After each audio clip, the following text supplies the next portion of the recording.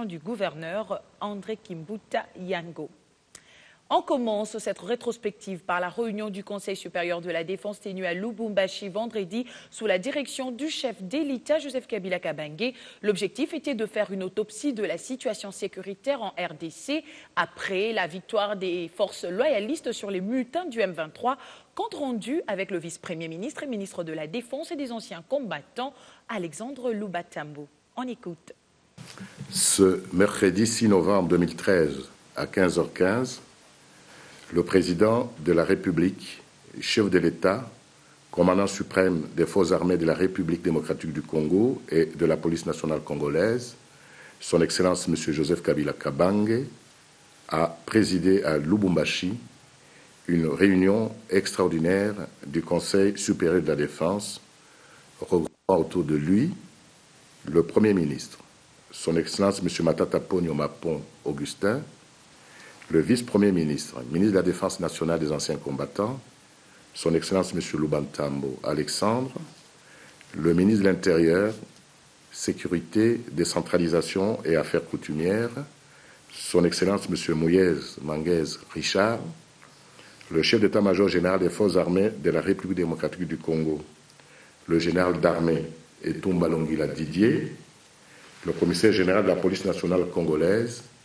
le commissaire divisionnaire Bisengimana Charles, le chef d'état-major des forces aériennes, le lieutenant général Massamba Musungu Rigobert, le chef d'état-major de la force navale, le vice-amiral Kiabu Kaniki Emmanuel, les chefs d'état-major particuliers du président de la République, les général-majors Mbala Célestin. La situation générale du pays a été jugée globalement calme sur toute l'étendue du territoire national. Le Conseil a pris acte du très bon comportement des FARDC qui ont mis fin à l'occupation depuis plusieurs mois d'une partie de notre pays, particulièrement les territoires de Rutshuru, où nos populations ont subi d'importants sévices. Le président du Conseil a présenté des félicitations méritées aux membres des forces armées pour leurs prestations sans précédent. Le Conseil a réaffirmé, comme lors du sommet commun SADC-CIRGL tenu à Pretoria le lundi 4 novembre 2013, la détermination de la République démocratique du Congo à poursuivre l'application de l'accord cadre d'Addis Abeba. Le Conseil a suivi avec intérêt l'exposé du plan des opérations, sa conception, son exécution et les bilans ayant marqué la fin des combats. Un stock important d'armes et de munitions de type non utilisé par les FARDC et visiblement fourni aux rebelles par des pays étrangers a été découvert à Tchanzu. Pour son édification, la presse tant nationale qu'internationale a été invitée à visiter ce sanctuaire de rebelles. Le Conseil lance un appel pressant à tous les autres groupes armés nationaux et étrangers encore actifs sur le territoire national pour qu'ils saisissent l'opportunité leur offerte de déposer les armes et suivre le processus DDR, sinon ils y seront contraints par la force. Et sachez que c'est demain lundi qu'interviendra, sauf imprévu, la signature qui mettra fin au pourparlers de Kampala, selon le calendrier, voulais-je dire, prévu par la médiation, accord que Kinshasa qualifie sans brancher de déclaration de Kampala. Et tout se passera donc demain. Les récentes victoires des forces armées de la République démocratique du Congo suscitent ferveur et passion au sein de toute la communauté. Après l'enthousiasme louchois, c'est au tour de la capitale Kinshasa de rééditer l'exploit hier. Une marée humaine a bravé la pluie et a envahi les rues de la ville pour montrer son soutien indéfectible aux vaillants soldats et leur témoigner toute la gratitude. Cette marche qui a mobilisé toutes les forces vives de la capitale était présidée par le gouverneur André Kimbuta Yango. Ce sont les prouesses accomplies par les forces armées de la République démocratique du Congo dans l'est du pays qui ont motivé les organisateurs de cette marche. À la place Victoire, l'on pouvait à peine apercevoir l'avenue Kassavubu plein de monde. Hommes, femmes, jeunes de toutes tendances confondues, chacun a voulu à sa manière témoigner son soutien aux vaillants combattants des FARDC. Nous avons organisé cette marche pour exprimer notre joie, notre soutien à nos forces armées de la République démocratique du Congo. Bientôt, au nom des Quinoises et des Quinois, nous allons partir au camp Kolo, remettre ce que les Quinois ont donné. Que le vivre, c'est pour les blessés de guerre, c'est pour les familles des militaires qui sont au front. Et l'argent, le chef d'état-major de FARDC prend l'avion cet après-midi pour amener ça à Goma. Elle s'est également invitée à la fête Dame la pluie, pour ne pas dire dérangée, célébrer de cœur avec les Congolais la marche des soutiens. Donc les FARDC viennent de bouter hors de nos frontières nos ennemis, les M23 d'hier, aujourd'hui M0. On les a frappés sérieusement. C'est la raison pour laquelle le peuple congolais en général, particulièrement nous les Quinois, nous nous sommes mobilisés derrière notre gouverneur pour manifester notre joie, notre soutien inconditionnel aux vaillants combattants de FARDC. Eh bien, faisons confiance à notre président de la République, l'homme de parole. Il a promis, il a réalisé. Nous venons dire merci au président de la République, commandant suprême des forces armées. Il a pris l'engagement de faire du Congo une puissance au niveau de la sous-région et on voit la montée en puissance de l'armée congolaise. C'est la ligne, la voie royale vers l'accomplissement de cet objectif. Nous, au niveau de l'Église, nous avons prié, jeûné pour que cette honte puisse quand même partir. C'était une honte presque éternelle. On a dirait sous domination des Rwandais. Et aujourd'hui, le Seigneur a exercé nos prières. FARDC quand même a eu la victoire. Pour rappel, les forces armées de la République démocratique du Congo ont combattu vaillamment dans l'est du pays les mutins du M23, permettant ainsi à la RDC de restaurer l'autorité de l'État dans ces coins en proie à des guerres injustifiées. Une autre marche de soutien aux forces armées de la République démocratique du Congo, c'est celle des femmes, toutes tendances confondues, qui ont tenu à encourager à leur manière les FARDC mardi, un grand rassemblement qui les a conduits jusqu'au Palais du Peuple. Alain Boma et Blaise Mouangui signent ces reportages. Novembre 2012. Ces femmes, toutes tendances confondues, réunies au sein du collectif de femmes de la RDC, étaient dans la rue de noir vêtues pour manifester leur ras-le-bol face à la résurgence de la guerre. Nous sommes fatigués de la guerre. C'est pour exprimer notre douleur, notre peine par rapport à tout ce qui se passe dans notre pays. Nous voulons que ça s'arrête. Une année après, elles refont le même geste. Cette fois-ci, elles sont en blanc. Ce mardi, ce collectif des femmes de la RDC ont fait une marche dont le point de chute était le Palais du Peuple, avec un message bien précis. Soutenons le président de la République, chef de l'État et commandant suprême des forces armées de la République démocratique du Congo pour avoir permis le rétablissement de l'autorité de l'État et de la sécurité publique dans les territoires de Rutshuru et de Nyiragongo. Calicot en main tout au long de leur parcours, elles scandaient des chants de victoire. S'il y a une année, leur mémo était destiné à l'ONU, cette fois-ci, c'est au président de la République via le président de l'Assemblée nationale que les mémos a été remis. Je voudrais sincèrement vous remercier. Je vais transmettre vos doléances auprès du chef de l'État, commandant suprême des forces armées congolaises, qui, avec la troupe aujourd'hui, vient de chasser tous ces malfrats des Runyoni, leur dernier bastion. Ces femmes souhaitent planter un arbre avec le chef de l'État dans un avenir proche. Un autre rendez-vous qui a fait parler de lui, la 9e édition du Petit Déjeuner national, placée sous le thème du leadership de service dans le contexte de l'unité nationale. Une fois de plus, plusieurs personnalités du pays ont répondu présent à cette matinée au Salon Congo du Grand Hôtel Kinshasa. Bibi Chungoua. Acteurs politiques, hommes d'affaires et autres personnalités, toutes tendances confondues, se sont retrouvés ce samedi au Salon Congo du Grand Hôtel Kinshasa pour la 9e édition Petit Déjeuner national de prière. Objectif, expérimenter l'importance des études bibliques, orienter vers le leadership et aussi partager les enseignements, la communion fraternelle autour d'un repas à l'instar des apôtres. Cette expérience de petits groupes aura commencé en novembre 2004, voilà donc 10 ans déjà. Ces moments de partage hebdomadaires nous ont permis de forger notre caractère, de renforcer notre unité, d'orienter notre avenir, d'influencer profondément notre vécu quotidien, de nous pardonner mutuellement, d'oublier notre passé et j'en passe. Placé sous les signes du leadership de service dans le contexte de l'unité nationale, cet exercice nécessite une continuité des hommes et des nations en vue d'un avenir radieux.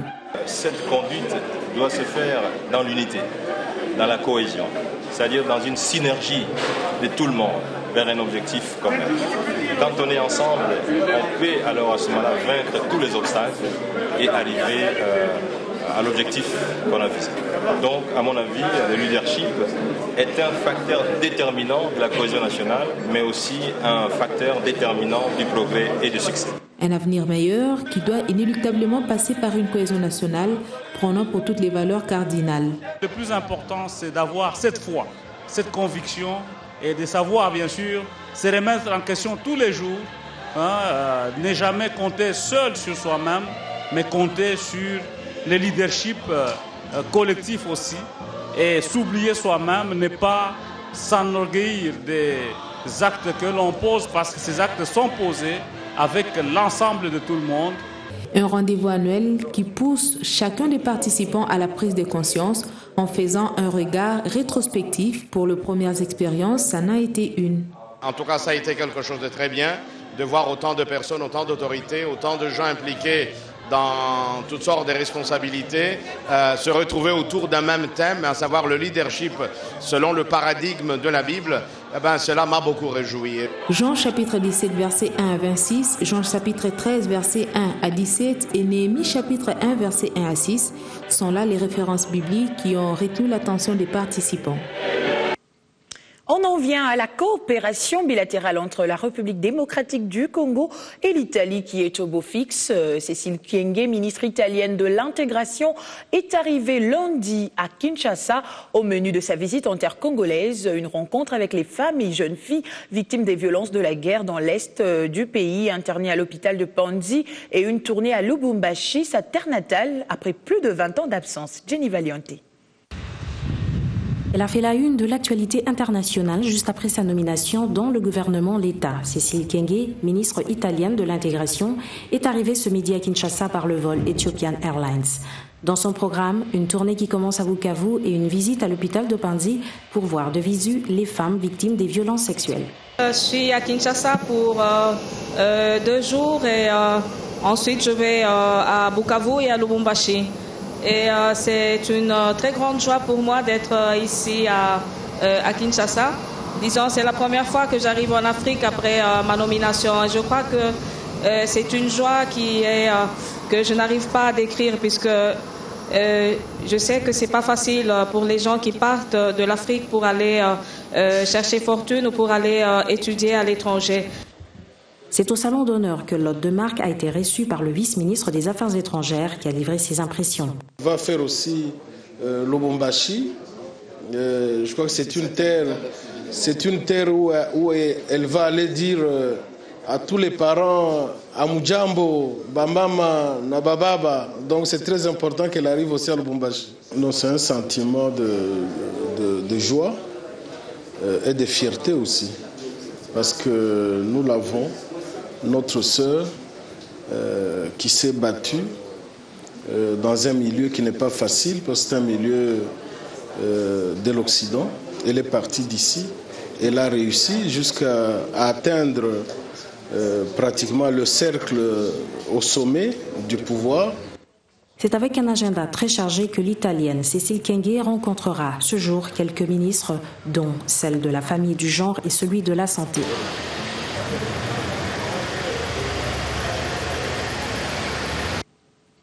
Et c'est sur une note de satisfaction que s'est clôturé vendredi l'atelier de la mise en œuvre de la stratégie nationale de transfert des compétences aux provinces et aux entités territoriales décentralisées. Les participants ont validé la feuille de route. D'ici 2 ans, cette décentralisation sera effective dans le domaine de la santé, de l'enseignement primaire, secondaire et professionnel, de l'agriculture et des développements ruraux. Pendant 3 jours, les participants venus de toutes les provinces du pays ont travaillé d'arrache-pied afin de rendre effectives les actions de la décentralisation en République démocratique du Congo. Du côté des provinces, on sent cette volonté de s'approprier, de voir ce processus se concrétiser, devenir une réalité par le transfert des compétences et des ressources. Les travaux de l'atelier se sont déroulés dans les 5 commissions suivantes: la commission thématique santé, l'enseignement primaire, secondaire et professionnel, l'agriculture, le développement rural et les questions transversales. Par rapport au chronogramme qui nous était proposé, l'Assemblée est arrivée à condenser cela en 2 ans. On voudrait qu'en 2 années, au maximum, les différentes actions qui étaient prévues pour qu'on puisse dire, OK, les provinces ont pris la charge de leur enseignement primaire, secondaire, les provinces ont pris la charge de leur agriculture, leur développement rural. Au nombre d'acquis de l'atelier, on note la volonté politique et l'engagement ferme du gouvernement central de rendre effectif l'exercice des compétences et des charges par les provinces et les entités territoriales décentralisées. Le gouvernement de la République, à travers les différents ministères, a saisi l'opportunité pour réaffirmer sa détermination de poursuivre inlassablement la mise en œuvre du processus irréversible de décentralisation en République démocratique du Congo. Les regards sont maintenant tournés vers l'avenir pour la consolidation de ces acquis. La fin de l'année approche et à chaque niveau de la société, on jette un regard rétrospectif pour un atterrissage en douceur. Les membres des secteurs économiques n'ont pas dérogé à la règle, étant donné que la séance de la Troïka stratégique de lundi à la primature a porté sur ce background en perspective des efforts à redoubler dans les sens de l'amélioration de l'environnement. Les expériences du passé ont servi de leçon. La plupart des fêtes de fin d'année étaient entachées de perturbations dans le domaine économique et financier. Et pour ne plus retomber dans ces pièges, la Troïka Stratégie a minutieusement examiné cette période critique en vue d'une descente en douceur. Selon l'histoire récente du pays, qu'on assiste à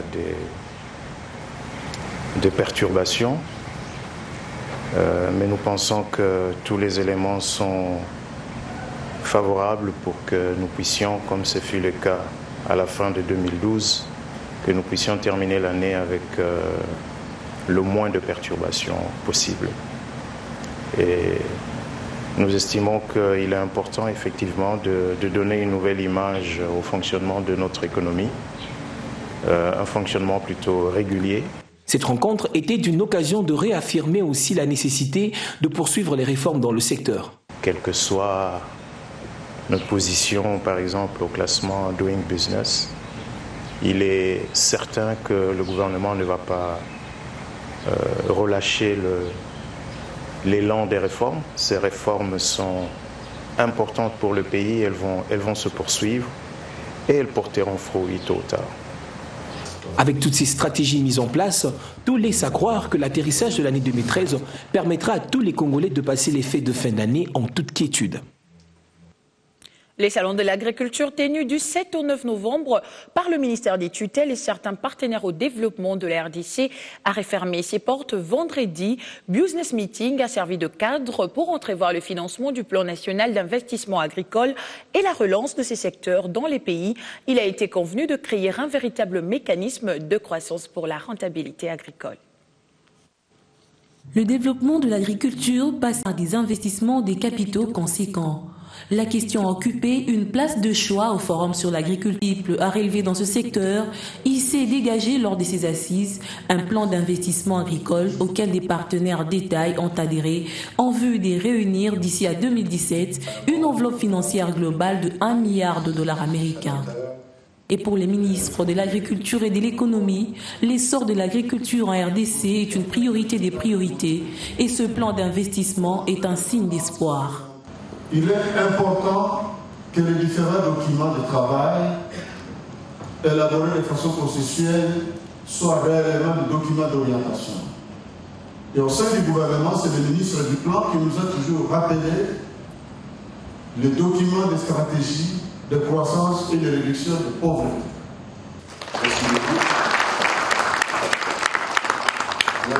Dans un horizon temporel jusqu'en 2017, si on peut obtenir ces 1 milliard de dollars investis dans le secteur agricole, je reste convaincu que les importations alimentaires vont sensiblement diminuer.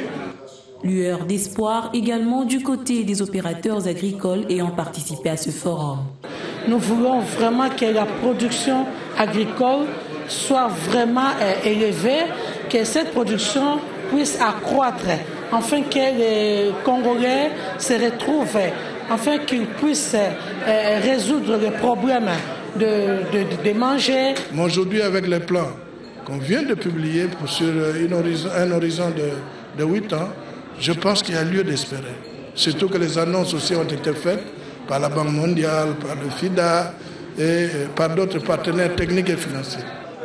Les potentialités agricoles de la RDC ne sont plus à prouver. Chaque province a dans sa diversité exposé ses produits. Il ne reste plus qu'à exploiter ces richesses en vue de lutter efficacement contre la pauvreté en République démocratique du Congo. Et pour parler éducation, direction le Kassai occidental, les élèves du village Ntambou et Chitankou peuvent désormais apprendre dans des bonnes conditions après 36 ans de calvaire sous les hangars et exposés aux intempéries. Grâce à la révolution de la modernité, une école moderne leur a été construite sur financement de la Banque mondiale. C'est le chef de l'exécutif provincial, Alex Kandemou-Pompa, qui a procédé à son inauguration samedi. Nous y reviendrons avec détails dans notre édition de demain lundi. Et dans le secteur des infrastructures, la coopération entre la République démocratique du Congo et la société chinoise Sinohydro est au beau fixe. Les directeurs pays de cette entreprise qualifiée dans le domaine des infrastructures, en compagnie du directeur Afrique de la même entreprise en séjour à Kinshasa, ont échangé avec le ministre de tutelle le jeudi, Fridolin Kassueshi-Musoka, sur la réhabilitation de la nationale numéro 4, tronçon Nyanya-Beni, ainsi que la route nationale numéro 1, l'axe Pont-Luangi, voie long de 63 km. 2 points ont été abordés au cours de cet échange entre le ministre en charge des infrastructures, travaux publics et reconstruction, Fridolin Kassueshi-Musoka, et les cadres de la société chinoise Sinohydro. La réhabilitation de l'axe Nyanya-Beni sur la nationale numéro 4, ainsi que l'axe Pont-Luangi sur la nationale numéro 1. S'agissant des bourbiers qui rendent impraticable la RN4 sur le tronçon Nyanya-Beni, les directeurs de Sinohydro rassurent que des interventions urgentes y seront effectuées pour permettre une bonne circulation des personnes et de leurs biens, cette zone étant caractérisée par de fortes pluies avec un passage d'au moins 250 véhicules par jour. Pour Nyanya-Beni, nous avons déjà fait l'entretien de la route vers Nyanya à Mombasa. Mais seulement vers Ebulu à Nyanya, là-bas comme il pleut beaucoup, on a déjà traité des bourbiers plusieurs fois, mais chaque fois après la pluie, comme les chauffeurs ne respectent pas des règlements, ils conduisent des pierres pour d'abord combler dans les bourbiers, et après, quand la pluie sera moindre, nous pouvons traiter la route. Sinohydro s'est dit plutôt confiant à relever les défis du projet des réhabilitations aux voies sur la nationale numéro 1, long de 63 km. Tout sera mis en œuvre pour respecter le délai imparti. Fridolin Kassueshi-Musoka a salué l'engagement de Sinohydro, qui a toujours été un partenaire non négligeable de la République démocratique du Congo dans le domaine des infrastructures. Et voilà qui met fin à cette édition rétrospective. Merci de votre fidélité renouvelée à travers le monde. Heureuse suite de programmes sur les ondes de votre chaîne.